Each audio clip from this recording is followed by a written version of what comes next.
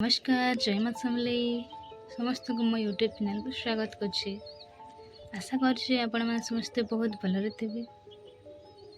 वीडियोटी को स्टार्ट करबा पूर्व कहि रखुछि वीडियोटी जदि भल लागिबो तो चैनल को सब्सक्राइब करबा सहित वीडियो को लाइक कमेंट एवं निज सांग मानक पाखु शेयर कर देबे।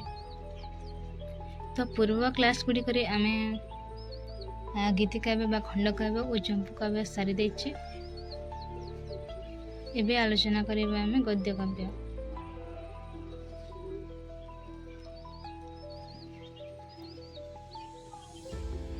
यह गद्य काव्य संस्कृत साहित्य इतिहास यूनिट 4 रे रहिछि। दृश्य काव्य नाटक रूपक प्रकरण भण वियोग समबकार दिशः यह मृग अंक विधि प्रश्न। श्रव्य काव्य 3 प्रकार यथा गद्य पद्य और चंपू। यह गद्य काव्य 2 प्रकार यथा कथा और आख्यायिका और पद्य होछि 2 प्रकार यथा महाकाव्य और गीति काव्य एवं चंपू होछि ई दुही गद्य एवं पद्यर मिश्रण। तो गद्य काव्यर वैशिष्ट्य संस्कृत जद्य जितेबेले काव्य लिखिबा सेतिकी सहज और गद्य काव्य प्रणयन करबा सेतिकी कष्टसाध्य अटे। सुंदर शब्द योजना माध्यम कौन काल्पनिक व वास्तविक कथावस्तु को अत्यंत रुचिपूर्ण भाव में उपस्थापन करने गद्य काव्य स्रष्टार वैशिष्ट्य अटे। गद्य काव्य रचनार ही कविर कविता विषय सूचना मिलता है। तेने कहुई यथा गद्य कवि नाम निकष बनती।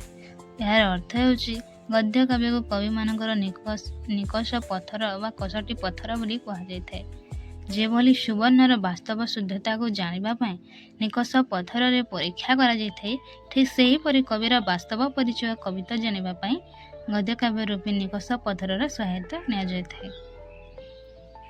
दीर्घता आकार दृष्टि शब्द दृष्टि लघुता संस्कृत गद्य काव्यर प्राण होछि समास। संस्कृत गद्य काव्य समासर बहुलता थिबा दृष्टि अजह गुण गद्य काव्य प्रधान लाभ होता है। गोटे काव्यर अजह गुण थिले पाठकों मनरे उत्साह आवेग और वीरता आनी देଥାଏ।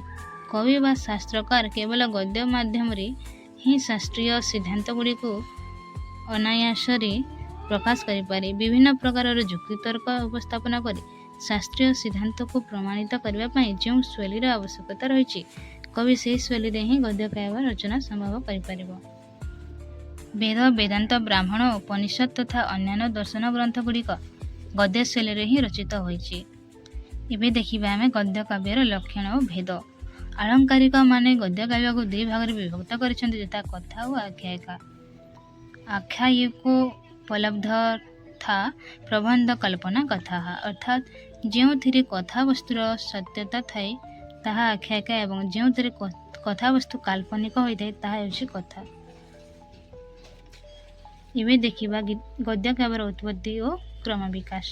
तो उत्पत्ति वैदिक कालरू ही काव्य मानक गद्य शैली व्यवहृत हो आसुअछि। वर्तमान समय रे गद्य शैलीर जो लक्षण परिलक्षित होउछि सही शैली वेद रे उपलब्ध होय नाही। इवे देखिबा गद्य काव्यर उत्पत्ति और क्रम विकास। वेदरू गद्य काव्यर उत्पत्ति वेद रे संस्कृत गद्य शैलीर सामान्य लक्षण परिलक्षित होइथाय। वेद रे गद्य काव्य गुड़िक गद्य शैली रे उपमा और रूपक अलंकार यथेष्ट प्रयोग देखा देइथाय। ब्राह्मण ग्रंथरी गद्य बा यज्ञ आदिर वर्णना वैदिक काल परे परे ब्राह्मण ग्रंथ मानकरे मध्य गद्यर सुंदर प्रयोग लक्ष्य कर जायछि। एही ब्राह्मण ग्रंथ गुड़िकर व्याख्यान केतेक स्थान रे गद्य शैली रे वर्णित होइछि। शिलालेख रे गद्य बा खोदित लेखा शिलालेख गुड़िकर मध्य अत्यंत कौढ़ अलंकारिक और भावव्यंजक गद्य शैलीर व्यवहृत होइछि। 150 ख्रीष्टाब्द रचित रुद्र दामनकर गिरिनाथ शिलालेख को उदाहरण रूपे निया जाय परिबो। हरिसेन रचित समुद्रगुप्तर प्रयाग प्रशस्ति। यह व्यतीत अन्य शिलालेख गुड़िकर मध्य समास बहुल गद्य शैलीर प्रचलन होइथाय। इबे आमे देखिबा क्रम विकास। तो वैदिक युग परे परे भाषाकार तथा शास्त्रकार माने गद्य आकार रे निजर तत्व गुड़िक प्रकाश करी गद्य साहित्यर विकास धारा को वृद्धिमंद करिपारिछंती।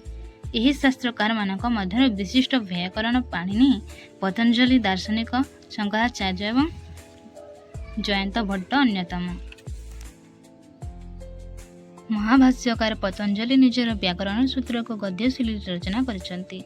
ବିଶିଷ୍ଟ ଦାର୍ଶନିକ ଶଙ୍କରାଚାର୍ଯ୍ୟ ନିଜର ଦାର୍ଶନିକ ତତ୍ତ୍ୱଗୁଡ଼ିକୁ ଅତ୍ୟନ୍ତ ସୁନ୍ଦର ଓ ସରସ ଗଦ୍ୟ ଶୈଳୀରେ ଉପସ୍ଥାପନ କରିଛନ୍ତି।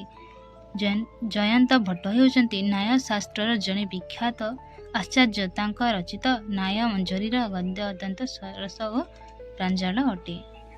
ତ ଲୌକିକ ସଂସ୍କୃତ ସାହିତ୍ୟରେ ଗଦ୍ୟ କାବ୍ୟର ପୂର୍ଣ୍ଣାଙ୍ଗ ରୂପେ ବିକାଶ ଘଟିଛି। ଏହି ସମୟରେ ବିଭିନ୍ନ କବିମାନେ ବିଭିନ୍ନ ପ୍ରକାରର ଗଦ୍ୟ ସାହିତ୍ୟ ରଚନା କରି ନିଜର କୃତିତ୍ୱ ପ୍ରଦର୍ଶନ କରିଛନ୍ତି। ସେମାନେ ହେଲେ ସୁବନ୍ଧୁ, ବାଣଭଟ୍ଟ, ଦଣ୍ଡୀ, ଧନପାଲ, ବାରିଭ ସିଂହ, ବାମନ ଭଟ୍ଟ, ବିଶେଶ୍ୱର ପାଣ୍ଡି, ଷୋଡ଼ଲ ଦେବ, ଅମ୍ବିକା ଦତ୍ତ ବ୍ୟାସ ଇତ୍ୟାଦି ପ୍ରମୁଖ ଅଟନ୍ତି। ତ ଆଜିର କ୍ଲାସ୍ ଏହିଠାରେ ଶେଷ କରୁଛି। ନେକ୍ସଟ କ୍ଲାସ୍ରେ ଆମେ ଏହି ଗଦ୍ୟ କାବ୍ୟରେ ଥିବା କବିମାନଙ୍କ ବିଷୟରେ ପଢ଼ିବା। ରହୁଛି। ନମସ୍କାର। ଜୟ ମା ସମଲେଇ।